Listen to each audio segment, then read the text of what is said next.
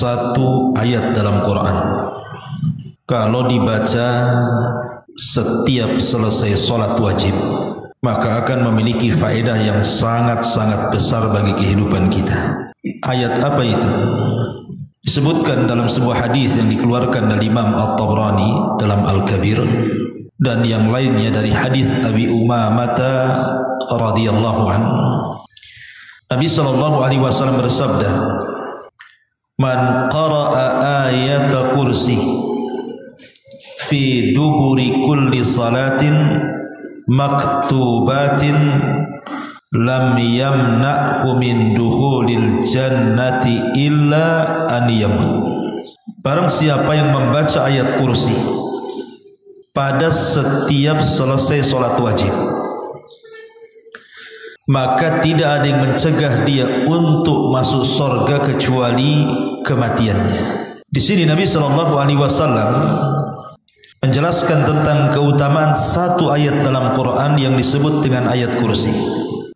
Kata Nabi, siapa yang membaca ayat kursi selepas solat wajib dan dijadikan wirid selepas solat, maka tidak ada yang mencegah dia masuk surga kecuali tinggal kematian saja. Masyaallah muslimat yang dimuliakan Allah Azza wa Jalla, apa maksud hadis ini? Dijelaskan oleh Al-Imam Al-Munawi dalam kitabnya Faidul Qadir.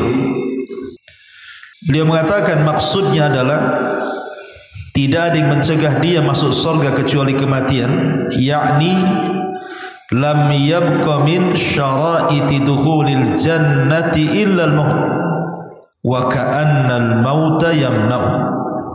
Maksudnya tidak ada syarat-syarat lain yang menyebabkan orang ini masuk surga kecuali hanya kematian saja. Seolah-olah kematian itulah yang menghalangi dia masuk ke dalam surga.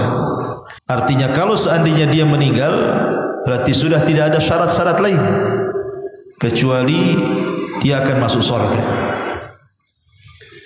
Dan perkataan Al-Imam Al-Munawi ini dikuatkan juga oleh Al-Imam As-San'ani dalam kitabnya Subulus Salam. Kata beliau maksudnya lam yamna'hu min dukhulil jannah illa al-maut. Beliau mengatakan huwa ala hadfi mudhaf, ay lam yamna'hu illa adamu mautihi. Maksudnya di sini ada kalimat yang dibuang seolah-olah Rasul ingin mengatakan tidak ada yang mencegah dia kecuali karena tidak adanya kematian. Kalau seandainya Allah takdirkan dia mati dan selama hidupnya dia istiqomah, tidak pernah meninggalkan membaca ayat kursi selepas solat wajib, maka dipastikan masuk surga, seolah-olah seperti itu. Masyaallah muslimat yang dimuliakan Allah Azza wa Jalla. Kemudian senada juga yang dikatakan Ahmad ibn Muhammad At-Tahawi dalam hasyiahnya. Beliau mengatakan wal murad anna ruhahu tastaqirru fiha, awil murad bid-dukhuli at-tana'um, yakni annahu bimujarradi mautihi wasala ila tana'umihi bina'imil jannati fa innal qabra imma rawdatun min riyadil jannah wa imma hufratun min hufarin nar. Maksudnya orang yang senantiasa menjaga membaca ayat kursi selepas solat wajib, maka ruhnya akan diberikan kenikmatan di dalam kuburnya. Ruhnya akan diberikan kenikmatan dalam kuburnya alias nikmat kubur. Karena kubur itu adalah taman dari taman-taman sorga, atau dia adalah satu lubang yang mengarah ke neraka. Itulah sabda Nabi SAW, siapa yang membaca ayat kursi setiap selesai solat, tidak ada yang mencegah dia kecuali masuk surga. Artinya ketika dia meninggal, kata Ahmad ibn Muhammad At-Tahawi di sini, maka dia akan mendapatkan kenikmatan-kenikmatan dalam kuburnya dan dia tinggal di taman-taman surga. Luar biasa. Dari sini satu ayat saja, kalau kita mau mengamalkannya, tidak pernah meninggalkan setiap selesai solat wajib, lihat pahalanya. Ada jaminan surga. Masyaallah muslimat yang dimuliakan Allah Subhanahu wa taala. Kemudian Syekh bin Baz rahimahullahu taala beliau mengatakan, yustahabbu ba'da salati, disunahkan selepas salat, ba'da tasbih wa tahlil, setelah membaca tasbih dan tahlil, beliau mengatakan qira'atu ayatil kursi, baru membaca ayat kursi. Jadi kalau ibu habis sholat kan di situ ada zikir kan, istighfar 3 kali. Kemudian di situ ada perintah untuk membaca tasbih, membaca tahmid, membaca tahlil, membaca takbir kan itu Bu ya. Kemudian setelah itu baru ibu baca ayat kursi. Maka kata beliau, wa yurjalahu bidzalika dukhulul jannah idza istaqama, ay idza istaqama ala dini wa hafadha ala dini yurjalahu dukhulul jannah. Kalau dia mau istiqamah dengan bacaan itu. Jadi bukan hanya sekali 2 kali dibaca Bu ya, tapi dia buat istiqamah tuh, dijadikan wirid selepas salat. Dan dia berusaha menjaga agamanya. Maka diharapkan kata beliau orang ini dimasukkan ke dalam surga. Masyaallah muslimat yang dimuliakan Allah Subhanahu wa taala. Sebab kalau kita melihat keutamaan ayat kursi secara umum, bukan hanya sekedar orang membaca selepas salat wajibnya. Disebutkan dalam sebuah hadis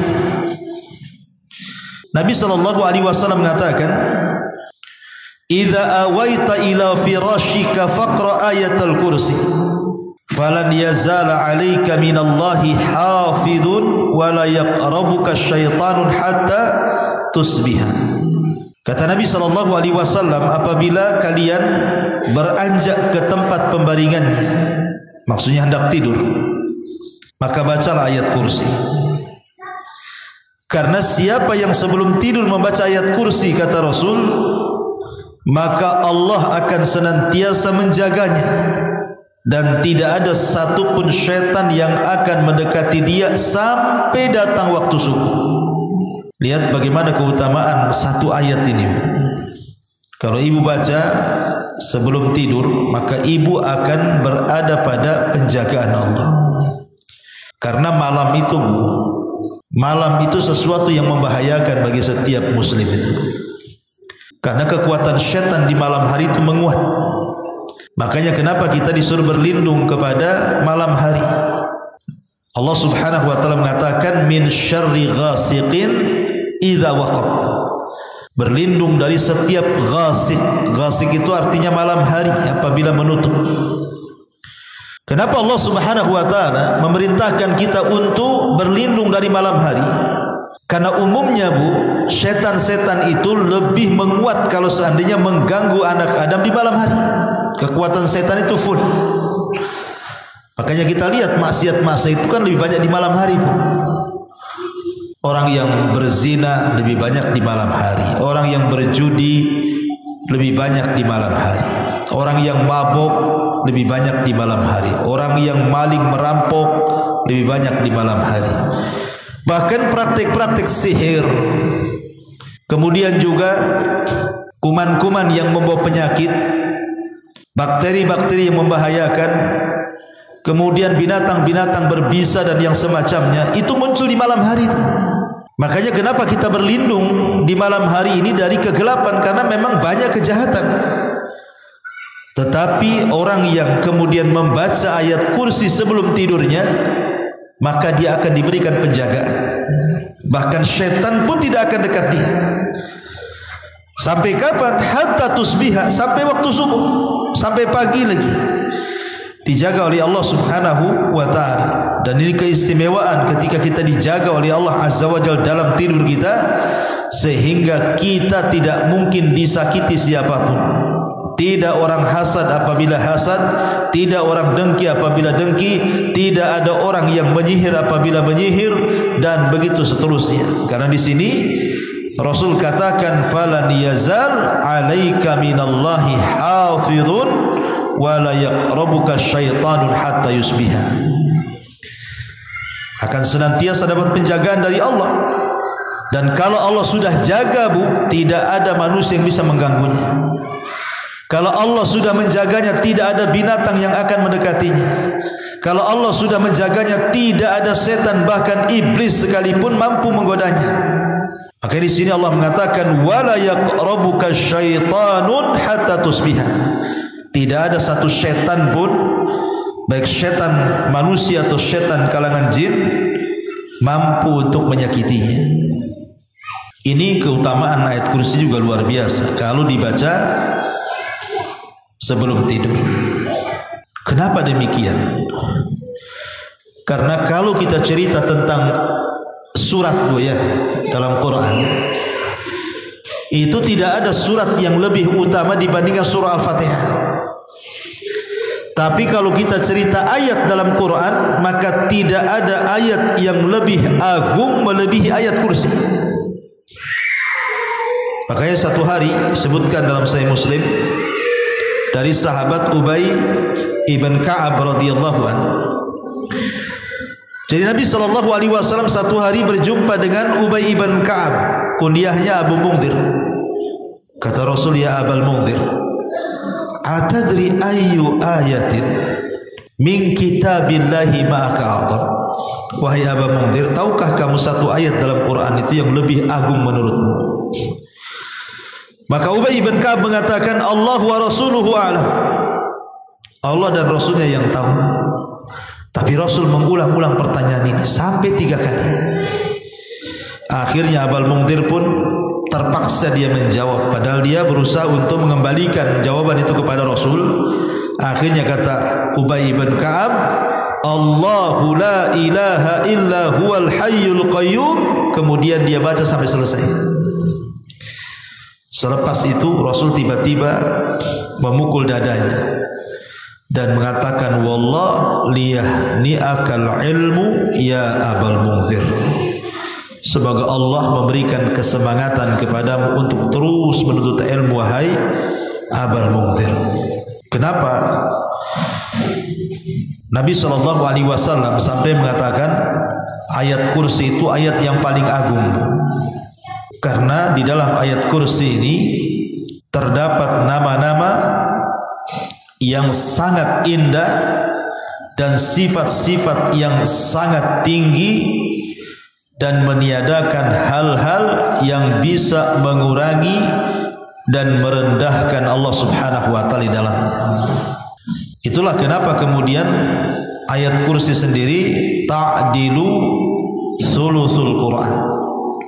Ma'asyiral muslimat yang dimuliakan Allah Subhanahu wa taala. Setelah kita tahu bahwa ayat ini begitu tingginya, sampai-sampai dalam sebuah hadis dari Aisyah radhiyallahu anha, jadi ada seorang laki-laki datang kepada Rasulullah. Dia mengeluhkan di rumahnya itu seolah-olah hilang berkahnya. Seperti apa umpamanya? Ya, banyak masalah. Suami istri banyak masalah, anak-anak nakal, kemudian suami susah kerja, pokoknya kayak nggak ada berkah lah di rumah itu. Jadi ada orang ini datang kepada Nabi mengadukan di rumahnya hilang berkahnya. Maka kata Nabi SAW, Aina anta min ayatil kursi? Dari mana engkau dengan ayat kursi? Apakah kau sudah suka baca ayat kursi di rumahmu? Maka orang inilah tidak. Maka Aisyah mengatakan, ma talaita ala ta'amin wala idamin illa anmallahu barakata dzalika ta'am wal idam.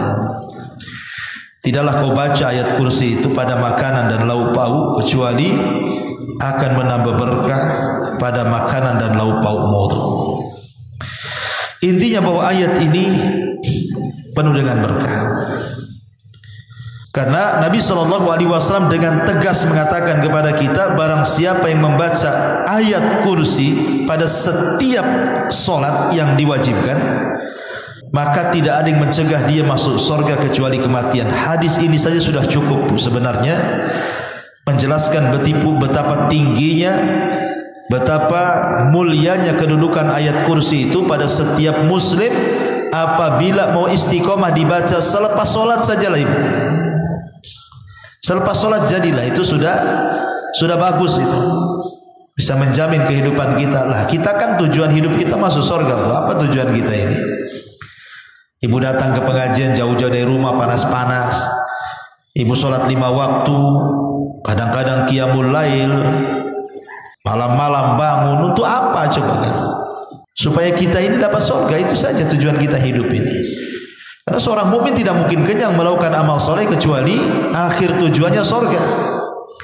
Lah salah satu amalan yang memudahkan kita masuk surga itu hanya salah satunya adalah membaca ayat kursi selepas sholat, dan itu ringan.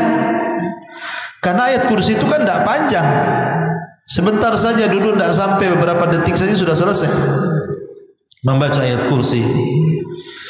Apalagi kalau seandainya ayat ini ibu selalu membacanya.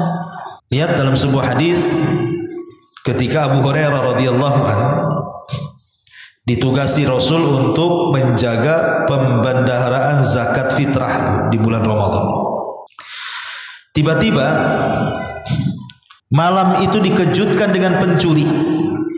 Jadi ada yang mencuri beberapa gandum dari Baitul Mal yang dijaga Abu Hurairah. Dikejar sama Abu Hurairah, kemudian ditangkap. Kata pencuri ini, "Ya Abu Hurairah, tolonglah jangan kau tangkap aku," katanya. "Aku ini sedang lapar, keluargaku susah, anak-anakku juga sama.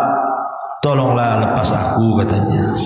Akhirnya kemudian Abu Hurairah pun melepas pencuri tadi. Setelah dilepas pencuri tadi, kemudian esok harinya Abu Hurairah ini, Bu, dia menemui Nabi SAW, tapi Rasul sudah tahu peristiwa semalam itu. Makanya Rasul bertanya, "Ma fa'ala asiratukal bariha ya Abu Hurairah?" Apa yang dilakukan pencuri semalam yang kau tangkap itu wahai Abu Hurairah?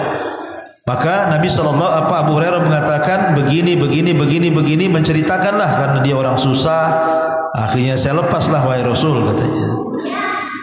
Kemudian kata Nabi SAW, "Hati-hati wahai Abu Hurairah, nanti malam pencuri itu akan datang lagi. Nanti malam pencuri itu akan datang lagi." Betul, malam keduanya datang lagi, Bu, mencuri lagi. Subhanallah. Kemudian ditangkap lagi, alasannya sama. "Saya lagi lapar, keluarga saya lagi susah, anak saya perlu makan." Kasihan lagi lah Abu Hurairah ini. Akhirnya dilepas lagi. Keesokannya datang kepada Rasulullah. Rasul ngomong lagi, "Apa yang kau lakukan dengan pencuri semalam yang kau tangkap wahai Abu Hurairah?" Kata Abu Hurairah, begini. Kata Rasul, "Nanti malam dia akan datang lagi," katanya. Subhanallah, sampai 3 kali, Bu.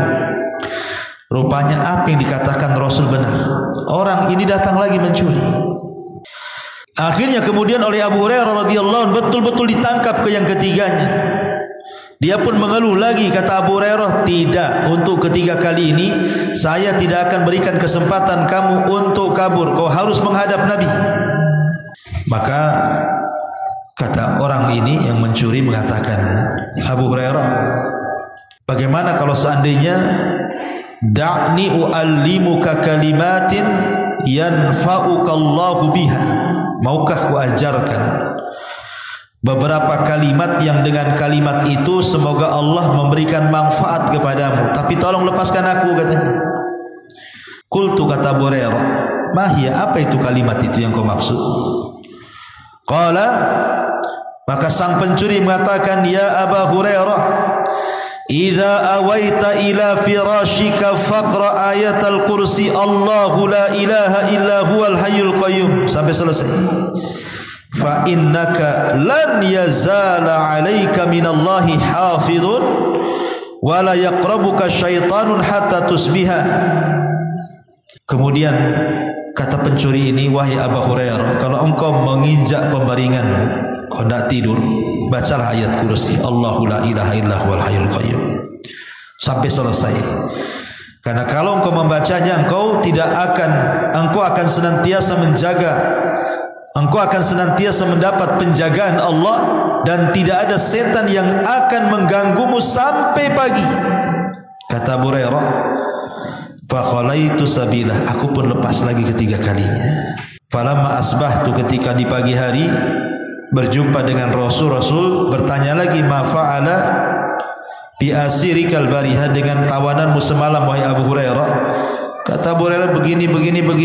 Masalahnya yang ketiga ini wahai Rasul, yang mengajarkan aku, siapa yang membaca ayat kursi akan dijaga Allah, siapa yang membaca ayat kursi tidak akan diganggu setan, maka aku lepaslah dia.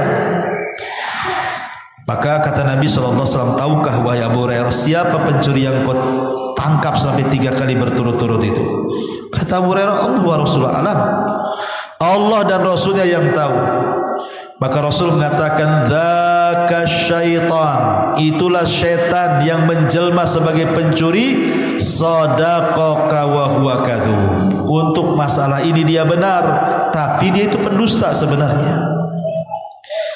Jadi yang mengajarkan ayat kursi kepada Abu Hurairah supaya tidak didekati setan itu adalah setan sendiri. Jadi setan ini membuka rahasianya sendiri. Seolah-olah setan mengatakan, kalau seandainya kau enggak mau didekat-dekati dengan aku, kata setan, baca ini, aku enggak akan dekat. Seolah mengatakan seperti itu. Makanya dari sini kita tahu bahwa ayat kursi ini ayat yang sangat agung sekali. Di dunia kalau kita dibaca, kalau membacanya kita akan mendapatkan berkah dan berbagai macam manfaat, di antaranya terhindar dari syaitan. Dan kalau kita membaca setiap solat, selepas solat maksudnya, maka Allah Subhanahu wa ta'ala akan memberikan kematian yang berkah, karena ada jaminan. Kata Nabi SAW, siapa yang membaca ayat kursi setiap selesai solat wajib, maka tidak ada yang mencegah dia masuk surga kecuali kematian saja. Maka saya anjurkan Bu, jangan tinggalkan ayat kursi ini untuk dibaca selepas solat. Ma'asyiral muslimat yang dimuliakan Allah Subhanahu wa ta'ala, karena kalau kita sedikit jelaskan ya, di permulaan ayat kursi itu kan Allah memulai dengan kalimat tauhid, Allahu la ilaha illa huwa. Tidak ada sesembahan yang Allah, tidak ada sesembahan yang berhak disembah kecuali Dia. Permulaan surat saja kita sudah memulai dengan tauhid. Kemudian setelah itu Allah Subhanahu wa ta'ala menjelaskan tentang sifat-sifat penting pada dirinya. Al-Hayy, bahwa dia zat yang maha hidup. Al-Qayyum, bahwa semua makhluk bergantung kepada Allah. Kemudian juga dinafikan kepada Allah itu sinatun wala naum. Allah tidak mungkin ngantuk apalagi tidur. Man dzalladzi yashfa'u indahu illa bi'idzni. Ditetapkan syafaat, tidak ada yang mampu memberikan syafaat kecuali dengan izin Allah. Ya'lamu ma baina aydihim, Allah mengetahui segala sesuatu. Segala sesuatu Allah tahu. Ma baina aydihim wa ma khalfahum. Bahkan wasi'a kursiyyuhus samawati wal ardh. Allah itu punya kursi yang luasnya selangit dan sebumi. Wala ya'udzuhu hifdzuhum, dan tidak ada yang melemahkan Allah untuk menjaga keduanya. Wa huwal aliyul azim, dan dia zat yang maha tinggi lagi maha agung. Jadi makna-makna ayat kursi ini kalau kita kupas, seolah-olah jawaban bagi orang yang bertanya siapa Tuhan kita, maka jawabannya ada di ayat kursi itu. Kalau orang bertanya siapa Tuhan kita, jawablah dengan ayat kursi. Itulah Tuhan kita. Wallahu a'lam bishawab. Inilah diantara faedah satu ayat yang kalau kita baca setiap solat wajib, maka lihat barakahnya.